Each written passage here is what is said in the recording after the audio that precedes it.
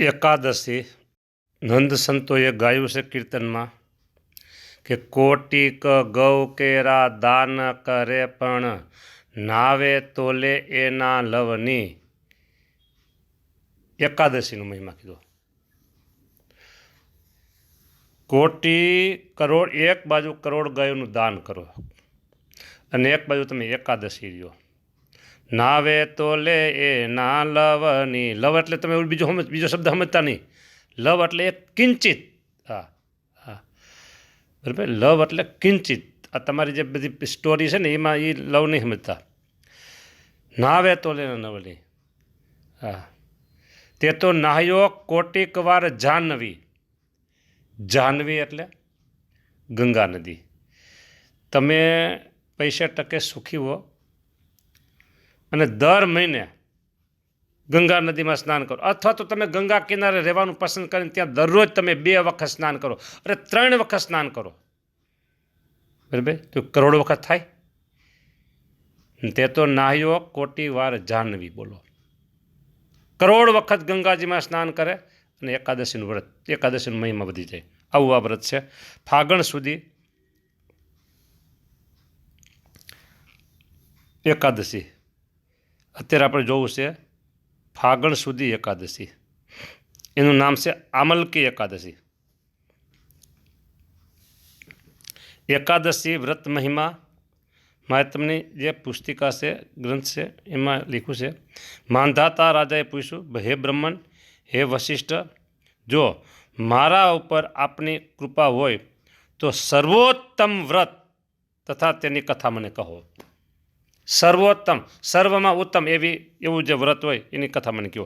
વશિષ્ઠ કહે છે, હે રાજન, જે પાપનો નાશ કરનાર છે, મોક્ષ આપનાર છે, 1000 ગૌદાનનું પુણ્ય આપનાર છે, તેવું આમલકી એકાદશીનું વ્રત તમને હું કહું છું. તેમજ પારાધીના મોક્ષનો ઇતિહાસ પણ હું કહું છું, તે તમે સાંભળો. એક વૈદિશ નામનું મોટું સુંદર શહેર હતું. તેમાં 4 વર્ણો સુખેથી રહેતા હતા. આ શહેરમાં કોઈ પણ નાસ્તિક કે પાપી ન હતો. તેમાં ચૈત્રરથ નામનો સોમવંશી રાજા રાજ્ય કરતો હતો. તે સત્ય પ્રતિજ્ઞાવાળો, શસ્ત્ર વિદ્યા અને શાસ્ત્રાર્થમાં પ્રવીણ હતો. તેમાં 10,000 હાથી જેટલું બળ હતું. ઓહો હો હો. સાંભળજો આગળ. આ નગરીમાં કોઈ લોભી કે નિર્ધન જોવામાં આવતો ન હતો. સર્વે પ્રજા નિરોગી હતી, દુષ્કાળ પડતો નહીં. વિશેષમાં સર્વ પ્રજા વિષ્ણુની ભક્તિ કરનાર હતી. શુક્લ અને કૃષ્ણ પક્ષ બંને પક્ષની એકાદશીના દિવસે કોઈ પણ ભોજન કરતું ન હતું. સર્વ પ્રજા સુખેથી હરિભક્તિ કરતી હતી. એમ કરતા ફાગણ માસના શુક્લ પક્ષની આમલકી નામની એકાદશી આવી. આખા શહેરમાં બધાએ નિયમથી વ્રત તથા ઉપવાસ કર્યો. રાજા તથા પ્રજાએ નદીમાં સ્નાન કરી દેવાલયમાં જઈ સુગંધી જળથી ભરેલો, જેમાં પંચરત્નો મૂકેલા છે એવા સુગંધી ચંદનવાળા ઘડાની સ્થાપના કરી આમળા સહિત પૂજા કરી. પછી જમદગ્નિના પુત્ર પરશુરામની મૂર્તિને નમસ્કાર કર્યા. પછી આમળાના વૃક્ષને કહ્યું કે હે આમળા, તમે બ્રહ્માથી ઉત્પન્ન થયા છો, તમને હું નમસ્કાર કરું છું અને પરશુરામ વડે પૂજિત છો, તેથી હું આપની પ્રદક્ષિણા કરું છું. પછી સઘળાએ યથાશક્તિ જાગરણ કર્યું. તે વખતે ત્યાં એક પારાધી આવ્યો. તે ઘણો ભૂખો હતો. પારાધી સઘળા ધર્મથી વિમુખ હતો. ત્યાં જાગરણ કરતા મનુષ્યો પાસે ઘણા દીવા જોયા. સ્થાપિત ઘડો, વિષ્ણુની મૂર્તિ, આમળાનું વૃક્ષ, બધું જોયું. કથાનું માતમ વંચાતું હતું તે સાંભળ્યું. આમ કરતા પારાધીની આખી રાત્રિ જાગરણમાં પસાર થઈ ગઈ. પ્રાતઃકાળ થયો ત્યારે સઘળા મનુષ્યો શહેરમાં ગયા.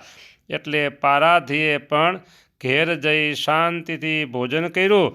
પછી ઘણા વર્ષે એ પારાધી મરણ પામ્યો અને એકાદશી વ્રતના પ્રભાવથી જયંતી નગરીના વિદુરાથ રાજાને ત્યાં જન્મ્યો. પછી એ વસુરથ નામે આ નગરીનો મોટો રાજા થયો અને ત્યાં ધન ધાન્યાદિ બહુ સમૃદ્ધિ હતી.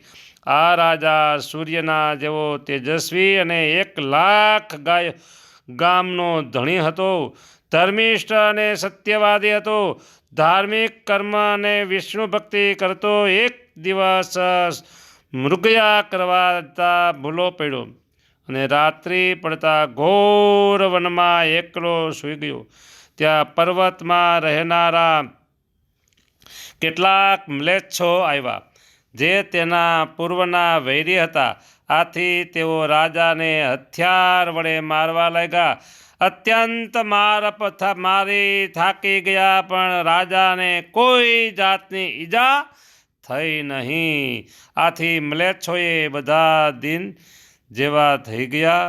આ વખતે રાજાના શરીરમાંથી ખૂબ સુંદર એક સ્ત્રી નીકળી. તેણે દિવ્ય ચંદન ચર્ચેલું હતું, દિવ્ય અલંકારો પહેર્યા હતા. હાથમાં ચક્ર હોવાથી કાલરાત્રિ જેવી જણાતી હતી. તે સ્ત્રીએ બધા મ્લેચ્છોને મારી નાખ્યા. જ્યારે રાજા જાગ્યો ત્યારે બધા મ્લેચ્છો પડેલા જોયા અને વિચાર્યું કે આ રક્ષણ કરનાર કોણ હશે. એટલામાં આકાશવાણી થઈ કે નારાયણ સિવાય બીજો કોઈ રક્ષણ કરનાર નથી. પછી તે રાજા ક્ષેમકુશળમાં રહેવા લાગ્યો. વશિષ્ઠે કહ્યું, હે રાજન, એટલા માટે જે માણસો આમલકી એકાદશીનું વ્રત કરે છે તે વિષ્ણુ લોકમાં જાય છે. ભાઈઓ, આપણે તો અક્ષરધામના નિવાસી છીએ. આવી રીતે બ્રહ્માંડ પુરાણમાં ફાગણ માસની શુક્લ પક્ષની આમલકી નામની એકાદશીનું મહાત્મ કહેલું છે. ઇતિ શ્રી બ્રહ્માંડ પુરાણે ફાલ્ગુન શુક્લ દશ્યામ આમલકી નામના મહાત્મ સંપૂર્ણ. સજાન સાંઈ મહારાજની જય. લ્યો, આવી વાતું છે આ એકાદશીના વ્રતની. ખબર પણ આમાં કન્ડિશન એવી છે કે તમે દસમના દિવસે બપોરે એક ટાઈમ જમો, પછી દિવસે સૂવાનું નહીં. એકાદશીના દિવસે આખી રાત્રિ જાગરણ કરવાનું, દિવસે સૂવાનું નહીં, ફળાહાર નહીં, અલ્પાહાર નહીં. ફક્ત પાણી ગ્રહણ કરવું હોય તો તમે 1 થી 1.5 ગ્લાસ જળ પાન કરી શકો. આખી રાત્રિ જાગરણ કરો.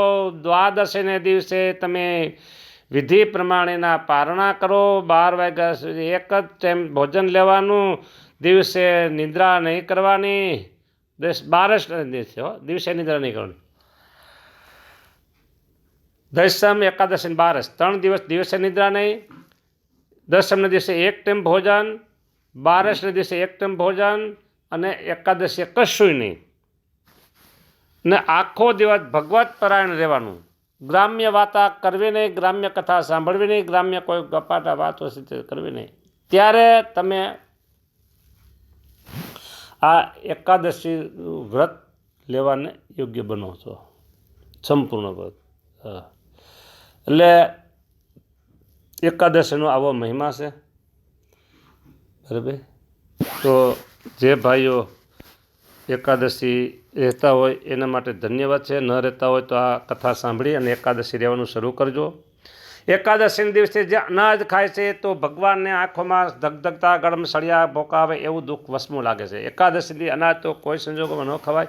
તમે આવી રીતે એકાદશી કીધી એમ ન રહી શકો તો તમે 3 વખત ફરાહાર કરજો, 1 વખત કરજો, 2 વખત કરજો, 3 વખત ફળાહાર કરજો.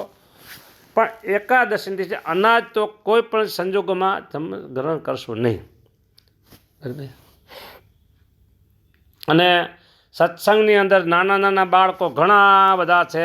તે એકાદશીને દિવસે નિરાહાર રહીને નક્કોરડો ઉપવાસ કરતા હોય છે. આ પણ આપણા સત્સંગમાં એક સારામાં સારું જમા પાસું કહી શકાય, બેલેન્સ કહી શકાય કે નાના મોટા બધા જ એકાદશી રહેતા હોય છે. જય સ્વામિનારાયણ. સાધુ ધર્મ પ્રકાશ દાસના ભાવપૂર્વક જય સ્વામિનારાયણ વાંચજો.